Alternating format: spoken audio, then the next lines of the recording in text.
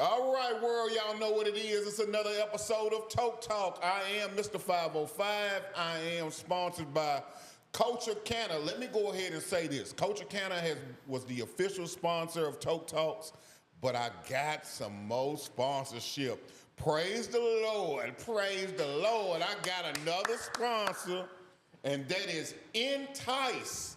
Entice is a THC-infused wine, and it is Black-owned and operated. Come on now. Black-owned and operated. It is THC. They have multiple flavors. I am going to put a link to the website in this. That way you can go ahead, and it's going to be a promo code. All you got to do is put Mr. 505 in your promo code, and you're going to get a discount on wine. Don't act like y'all don't get drunk. Don't act like y'all don't get drunk. But let me go ahead and introduce who's in the hot seat today. Uh-oh. Let me get an introduction. This man is a roast master. There we go. He is a roast master. I'll take it. That man is a Memphis native. Memphis native, right? Real stand-up comedian. Right. Really. Real raw out here. Don't get in his face, man. Y'all know how Memphis dudes get down, man. I got Mr. TyLon Monger in the chair. What's up, brother? How you doing, sir? Man, tell me something good. I woke up this morning. I'm blessed and highly favored. All right. I'll tell you something good. Okay. I got a calendar reminder for this. You got a calendar reminder? I was driving around, messing around, and I saw podcast, Culture Canna. And remember, shout out to Apple. Just shameless for Apple. Send the check. Apple, send the check. Send the check. I can take an Apple check. Hey, CTC. I'll take a pair check. Cut the check. Send me a free phone, pad, anything like that. And you don't even have to send it to my house. You can send it to Culture Canna. It's cool. We got websites. Brother, tell me, how did you get started in comedy? How did I get started? So how I got started doing stand-up comedy, because I've been in theater my whole life. I was acting, doing skits online, just trying to be funny wherever I was. And when I was in second grade, I signed up for the talent show to do stand-up. And I told my parents, and they was like, "Are you not funny?" What? I was like, "Oh, no, well, I can do it."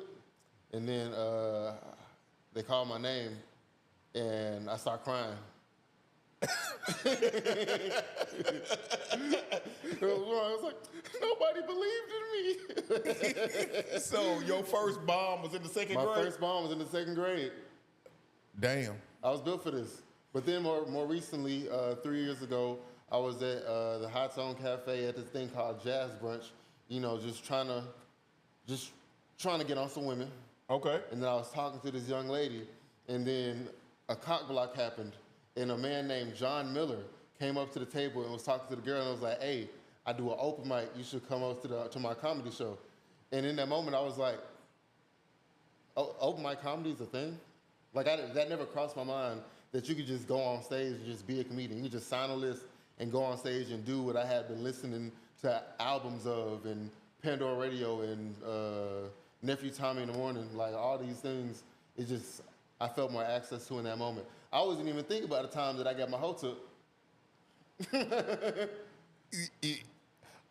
All great things come from tragedy. Come on now. All great things. I went to the Hot Tone Cafe, and then I never stopped going. I even ended up hosting the Hot Tone open mic. And I've never seen that young lady since that day. But you know, they say if you make a laugh, you can make a. Never mind. We'll talk about that later. No. What was the end of the sentence? What was the rest of that? Don't worry about it. We'll get the explicit version? We'll get to that. I'll say it in an open mic. They didn't turn Culture Canna to a Diddy party. Yeah. They got the cannabis oil. We finna be in this. Everybody get high. Everybody get tipsy. Rolling in tincture in this hole. All right. I have to ask this question because it's my feature question. Mm-hmm. We are hosting. Matter of fact, you just done this. I did. I just did it, and there was consequences. We are hosting the roast of Tyler Monger. Mm-hmm. Who are the 5 comedians that you would hate to have you roast? And that's crazy because I just did the roast of Zanies and then I threw on my own roast when I left Memphis. So I don't know if I would have anybody that I would hate to roast me, but I've heard this question so many times, and so many people say the same thing. They always say, well, I don't know who I'd hate because I really go against anybody. Like, I ain't scared of no comedian because I'd say the first person I'm gonna say is somebody that I wanted to be there just so he could absolutely shit on everything that I was doing. Okay. Which was Henry Coleman. I wanted Henry Coleman to be there. I just wanted Henry Coleman to get on the mic and do that thing he does where he alienates the audience and he shits on the establishment. Yeah. And it's very, he just walks the desert and then it's funny. Because I know he would have did that. You've seen Henry Coleman just get up on stage. If he don't like the audience, he gonna do this. He gonna say, if somebody's not laughing, he gonna go, this is not my big break. This is not Showtime at the Apollo. I have a big deal. I just did Hollywood. I really wanted him to do that there because I know that was one. Henry was just in Nashville in Thanksgiving. He was. Great show. Great show. That's one. Mm-hmm. That's one. And this is so niche, I guess, because it's all Memphis folks. But I met some people here that I probably wouldn't want to roast me. Belly Button would say something crazy if he was to roast, like if everybody was around. The fat guy. The fat guy, he'd say something crazy, shameless plug, hashtag belly gang. I ain't got enough belly to be belly gang, but hashtag something. That's what's up. That brother getting big. I don't know when the last time he seen his belly button. He gonna have to go by stomach. So you who know, else? But who else? He ain't gonna watch this. Trust me. If he don't do nothing else, this question is always. Everybody watches to see this question. He be hanging from the Raptors. One time I showed up late to an open mic, and I had walked into the parking lot, looked through the window, saw it was closed, and I walked off. And then when I drove off, Belly Button texted me and said, "You late?" I said, "I saw you. You was late." Okay, that's two. This is so, like I feel the need to just throw out names out there that you'll be able to recognize. No, you don't have to throw out names that I recognize, but I'll go look them up. Yeah, you go look them up. My guy Lamont from Memphis, we have a podcast together called Cynically Acute, shameless plug. Yeah. Cynically Acute, know what I mean? He's a sassy dyke. He's a spiritual neo soul tree hugging dyke who has a lot of shea butter at his house and a lot of assorted fragrances and colognes. And he's a spin doctor, but that's my guy. He could take over the world. One day he gonna run for president. He gonna have the whole world under a trance. That is three. That's three. That's my third. That's my third. Who'd be my fourth? This is where it always get tricky. This is why we're tricky when you're doing those last two. And I'm trying to, because I know that there's probably people from here that I forget about. Because the people back home, I don't know how much I would fear them roasting me just because I've been around them and I was going to say something crazy. Yeah, see, this is no. Boy, let me hit it. We listen. We don't judge. All right. Since this is how they always get you on these podcasts. You go, nah, I shouldn't say that, and then the host be like, nah, don't say it. Whatever you say. I need the clicks. That is the point of it. But then you say that because you want him to say that to you. You want him to be like, nah, say it. And you want to feel like, all right, if I gotta go ahead. Exactly. All right. Memphis comedy is very underground, but we've had a lot of different opportunities to go more into the forefront. And I always be so salty when I see someone from Memphis get on like a black platform or a higher platform and do like a roast battle, and it doesn't go well. I'm not gonna say no names. We got there was a couple Memphis people from, couple of comedians from Memphis that were on All Def Digital. They had the little roast me joint, and then they had the classroom joint. Tuck Weezy was on there. He did great. Mm-hmm. Flameaholics was on there. I don't know if y'all know who this is, But if you ever heard somebody from Memphis, they check you real fast. Who's looking at the rat nigga, that nigga, fat shoes, that nigga, big shirt, that nigga. Yeah. And he got on there and he looked crazy doing it. And then there was someone else that didn't have a good running in it. And I don't want to say his name because that's my comedy OG. But if you watch it, he knows who I'm talking about. And so I got on that tangent to say that that made me think of it. And that also, I don't know if I'm worried about being roasted from people from Memphis. But I'm going to just go ahead and end it out with people I know who are funny, which is Rob Love and I'm going to say Wild Bill. That's his 5. That's my 5. That's 5. You feel comfortable with that? I'm a professional. That is all I need to hear on that. I'm the Stephen A. Smith of comedy. I know you didn't just say the list is fluid. The list is fluid. It's fluid. The list is fluid. I just hope I get that hold on to my hairline a little bit longer. I'll probably be just like Stephen A. You can't go, because that's admitting defeat. You got to, as long as you got some sort of hairline, you got to keep it. I understand you, Stephen A. Don't listen to him. Don't go bald.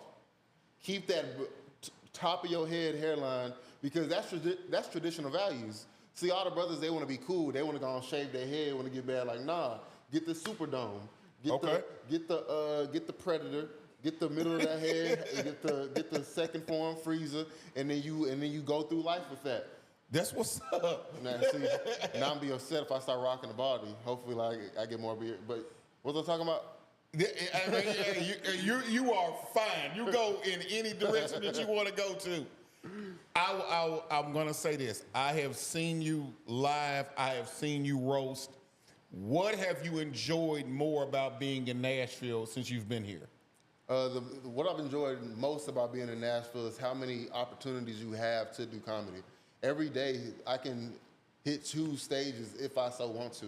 Yeah. And even if I don't hit a stage, there's always Zanies where you can just sit in the back of the room and study and just understand what's going on. So that's what I've appreciated most about being here, is the opportunities and the infrastructure in place for a comedy. Because in Memphis, if it's not a couple of monthly shows, there's not a lot of opportunity. Like every single night here, you can go see comedy.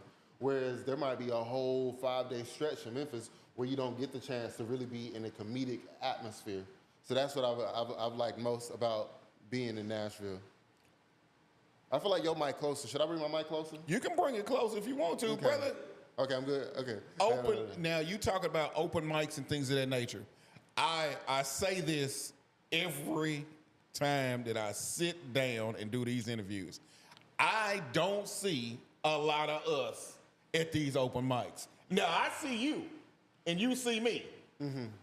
But we know that there are double digit of us as comedians here. But we don't, it is under 10 that you see in that open mic. I know this, and I know you can verify that as well. Okay. I have 2 things about that. Okay. 1, you don't see a lot of us because there ain't a lot of us here as far as black folks in Nashville. And 2, when you say that, so no! I feel like you see us at open mics. Because when the last time I seen you at an open mic, you say this question each time. If I'm not at an open mic, I'm definitely at a show. I'm definitely at a show. I haven't seen you at an open mic in a while. I haven't seen you at an open mic since I saw you at the Cobra. That's like not true. A month, a while ago. You see me I saw you at Holistic. No, I saw you at Holistic, but that was last year because that was their. The year just started. The year just started. But I'm saying you can't be on here each episode and be like, you don't see a lot of us. Where like where you work? He say that each episode. Where you working out at? Where you working out? Well, you know, I am working out every day. I haven't seen you at the Third Coast open mic, the Zanies open mic. I'm not going down there. Why? Why? Because why ain't a lot of us at Zanies? Why ain't a lot of us? I'm not going. Hold on. Watch this right here. Now I got a good answer for that. Okay. The place that starts with a Z. Mm-hmm. I don't want to go down there and get myself pigeonholed. And when I say that, is because I'm trying to. I'm not gonna sugarcoat it. I want to make sure that when it's the time to go down there, I dictate how my comedy goes, because they have a platform and they are in the algorithm. And when I go, I want to be there because they want me there versus just me down there because I want to be there, if that makes sense. I am trying to get myself built up enough to the point where when I go, it's that phone call and say, hey, we need you here versus me just being there. I'm just building myself up because the brand is the brand. The brand is the brand. 505 means something to me. Yeah. And I want, when it's time for me to touch that big stage, or I'm not gonna say the big stage, but when it's time for me to get on that stage, I want to be in a different position. I want to be calling the shots. This is like that single mother on Facebook that be like, I ain't looking for love. I'm letting love come to me. I ain't chasing nobody. I know my worth. That's what this sounds like. I do. I'm Mr. 505. When 505 get in the building, I want to be able to dictate how I go. No, nigga, go there and bomb and let them be mad at you. Let's say, say some shit about white people or say some shit about Nashville and have the crowd be upset and then have to deal with that. And then you come back next week and then you try again. Hey, let me tell you something. My bomb came from the most unlikely place. And I don't have no problem publicly stating about my bomb. Yeah. I'm going to get to your bomb in a minute, but I can tell you about my bomb. My bomb was at the green light. Man, the green light don't count. What was your bomb in Zanies? When you went on stage with Zanies? Hold on. I didn't bomb. I've been down to Zanies twice. I didn't bomb when I was at Zanies. Okay. But my bomb, like I say, I'm telling you, my bomb was horrible bomb. Like, I'm off the goddamn stage. Fuck this shit. I was like, man, I just went up there and bombed, man. I don't even know if I want to do comedy no more. It was just a hurtful feeling. Bro, bombing at a dive bar is just like when it's 2 a.m. and you full of tequila and you try to flirt with the fat girl and she get a nigga move. And then you gotta be like, oh, I just got rejected by the fat girl. But then you be like, didn't nobody want that bitch? Hey, she man. She finna go get in that 03 Honda. At 2 in the morning, 4 is a strong 6. You know what I'm saying? Strong 6. The green light is that strong 6. And you like, but as far as green light, really, that's a mild 5. First and foremost, let me say this. That's like saying you bombed on this podcast. I am not gonna keep giving the green light because we all talk about the green light like it's not a real place because everybody just like fuck the green light. Everybody, it's not a comedy club. You're not the first person to be like, fuck the green light. It's fuck the green light. It's fuck Cobra. It's fuck Love and Exile. It's fuck the Amsterdamian. It's fuck Grandpa Bar. I love you guys for having comedy there. But I'm saying when we talking about bombing, because this came from talking about the place that start with a Z and get into that space because that's where comedy lives. That's like being like, oh, I'm good at basketball, but I don't really want to try to go to the NBA until the NBA want me. You know what? But guess what? Do they really want us down there? Do they want any of them niggas there? They want whatever bring dollars in. They want people to come in and buy tickets and for a clown to get on stage and go waka waka and then the whole crowd start laughing and then they get food and drink and then they go home and then they do it all again for the next show. We talked about your first bar. Which one? Your first bar was in 2nd grade. Oh yeah, my first bar was in 2nd grade. Yeah. Now, I got another question to ask you. What have you learned about doing shows in Nashville versus Memphis? Because you've been getting booked. I mean, the thing about getting booked for comedy shows is you just need to show that you want to do it and then show that you're useful. Because a lot of the times, of course we love comedy. Of course, this is what we want to do. We want to create this to be our livelihood. We want to move forward in this art form.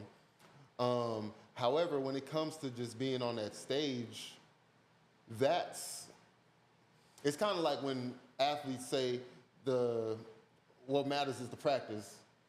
And when you get on the big stage, that's just what you get to do. That's the privilege. It's sort of that same scenario. So I'll say in Nashville, of course, there's like a lot of more opportunities to get on stage and get booked.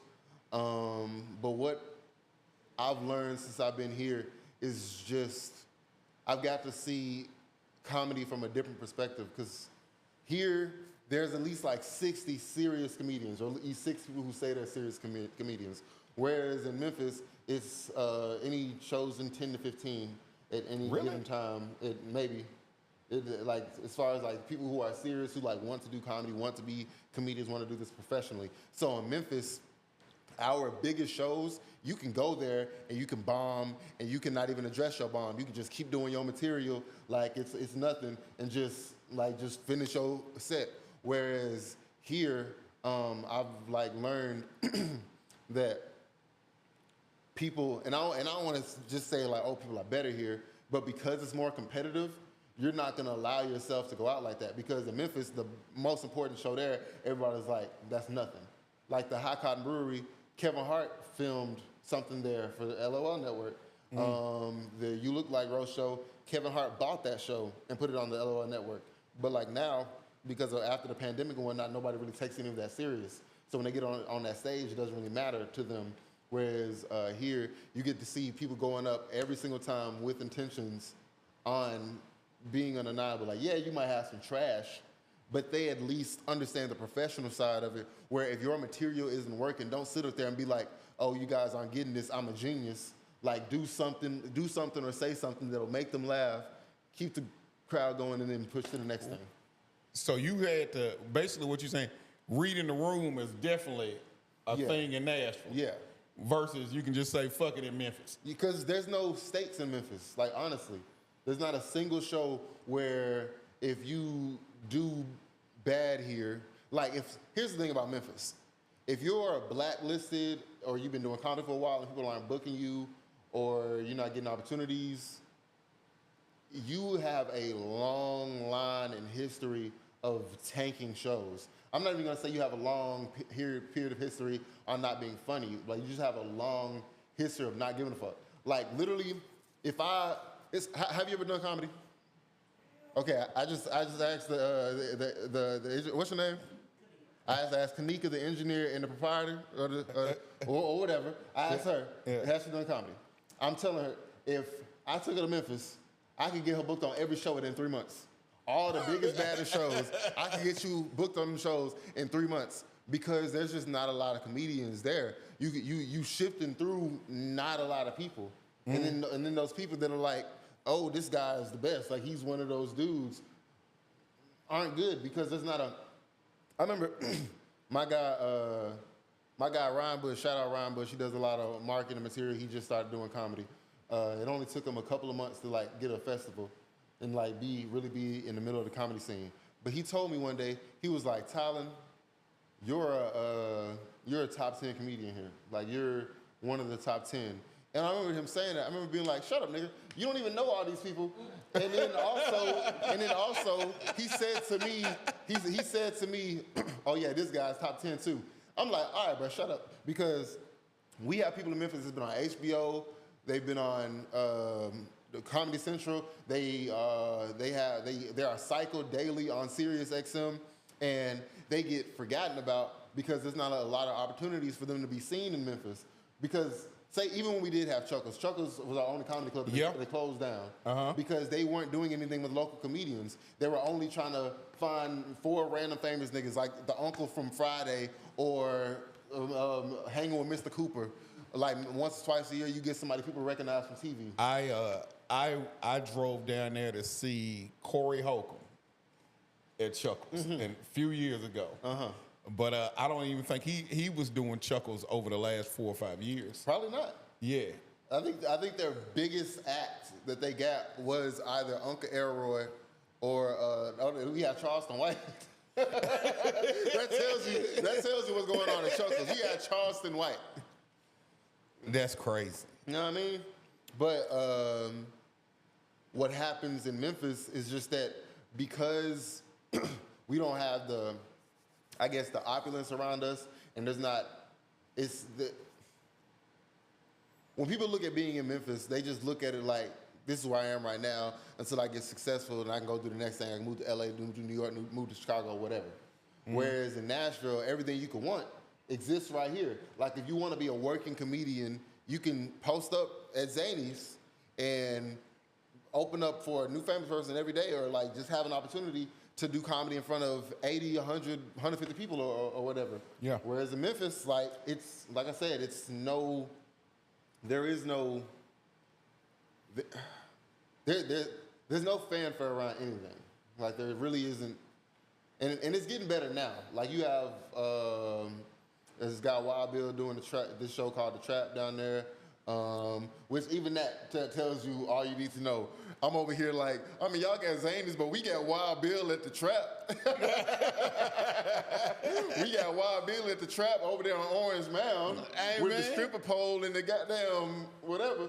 But, you know, that's what we have to do. Memphis is a building city. Like, whatever you want to be there, you have to build it. There is no, I'm going to go here. Some of the best business decisions have been made with a stripper pole in the middle of the floor. I don't know about that one. Hear what I said about that Diddy party happening in Culture Canada. We ain't had no Diddy parties in Culture Mr. 505 turned into Mr. 304. We busting it down.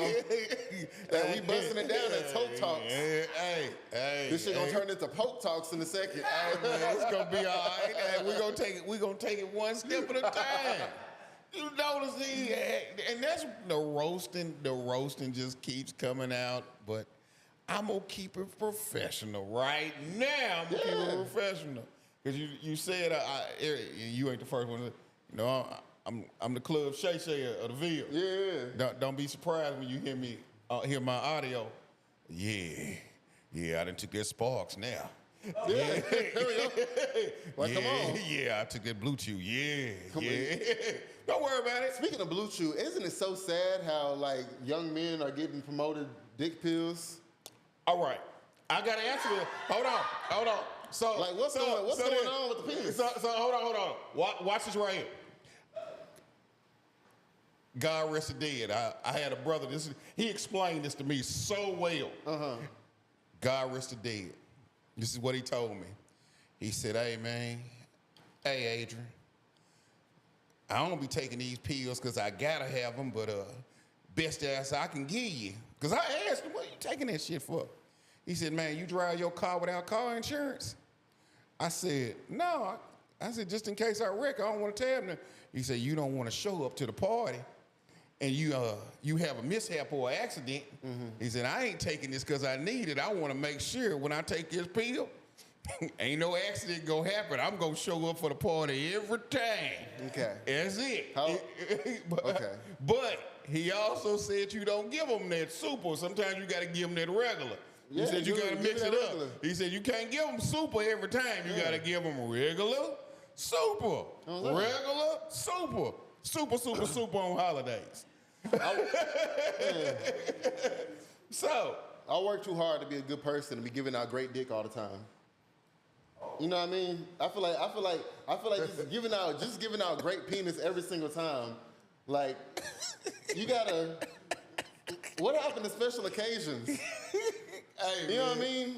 Hey, like brothers out here like, oh, I'm gonna take the honey pack, I'm gonna take this, and I'm gonna blow it back out. Like, no. Hey, do man. what you like. You do. You know. I ain't gonna worry about none of that because I got shirts made up because I got a joke to go with this. What happened to hunching? I'm the 10-pump menace. That's yeah, 10-pump menace. 10 pumps. If I can't get it done in 10 pumps, ain't no use doing it. 10-pump menace. Yep. You see how you just stuck? All right, this took a turn. I'm sorry for that, guys. 10-pump. That's on me. 10-pump menace. You can't get it done in 10 pumps. It ain't meant to be done. That's on me. 1, 2, 3, 4, 5, 6, 7, 8, 9, 10. Turkey sandwich. Turkey sandwich. Mustard, pickles. Moving right along.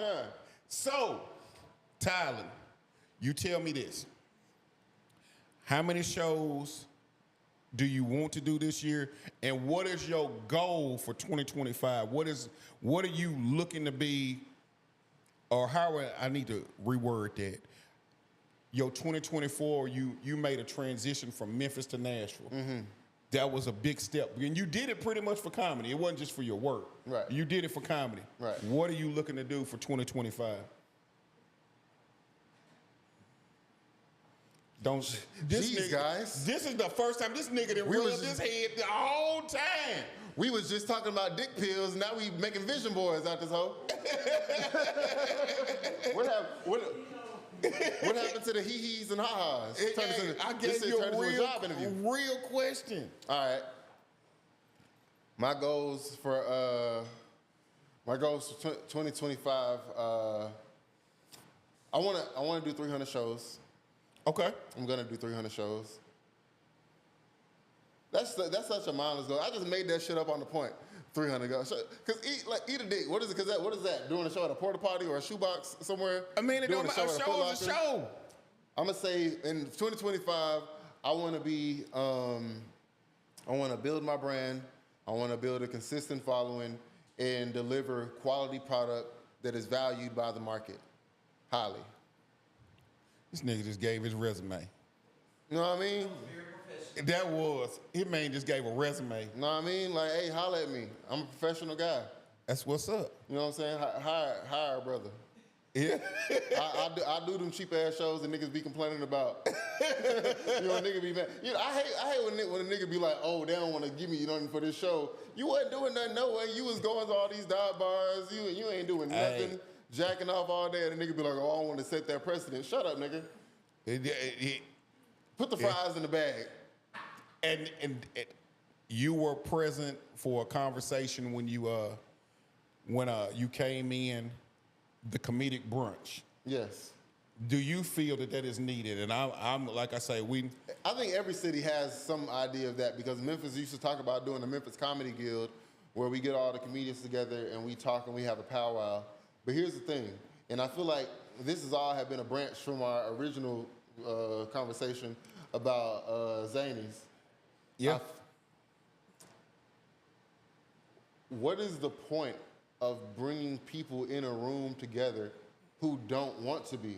Because the reason that these people aren't going to these places where you see them all at the same time is because they don't want to be in a room together. So why, instead of being like, oh, because this, like I said, they try to do this in Memphis, let's do a Memphis Comedy Guild. Why instead of trying to be like, hey, we organizing this, which is always a one person organizing it, and then getting other people to facilitate it.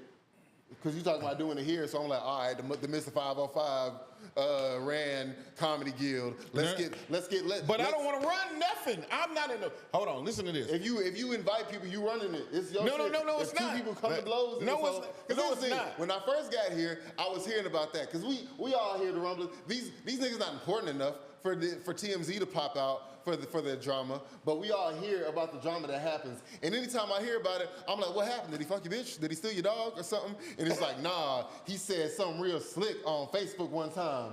What?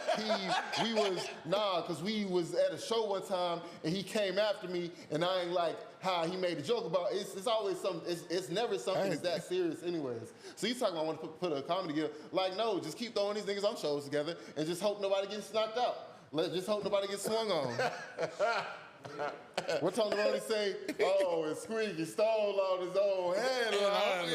No! God, Squeaky stole on his headline and y'all let it happen. For those of you who don't know, that's a really good Tony Roney impression. That's oh real, God! What? I'm sick of y'all weak ass drama. We gonna do a Memphis. We gonna do a Nashville comedy brunch where we get what? Y'all gonna eat eggs and sausage and be like, no, we ain't gonna have no swine. No swine. We are kings. What y'all gonna have mimosas and wear matching shorts and go have a picnic? That weekend shit. Just keep doing comedy, y'all. Everybody doing the right thing. Memphis comedy brunch. I'm gonna pull up though. I'm gonna be there. I'm like, hey guys, what's up? What's up, man? Hey, hey guys. All right. Hey guys, what's good? In closing, my closing question is always the same. What would TyLon today tell 16-year-old TyLon? What would I tell 16-year-old? Stop jacking off. Just go do anything else. Go learn how to speak French. Go get your plumber's license or motherfucking do anything else. I am just Get your dick out your hand. I have been totally threw off. Go get your CDL. And on that note, I am Mr. 505. Yes, he is. This is TyLon Monger. This is another episode of Talk Talk, sponsored by Culture Canada, man. That's a wrap, man. Y'all have a good one.